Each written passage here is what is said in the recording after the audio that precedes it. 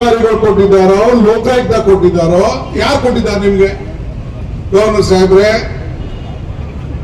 ಇವತ್ತು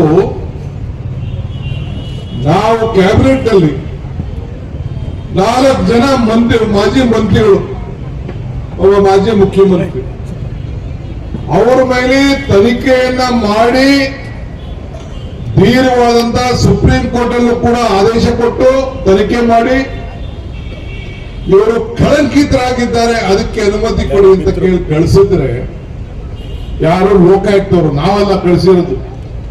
ತನಿಖೆ ಮಾಡಿ ಲೋಕಾಯುಕ್ತದವರು.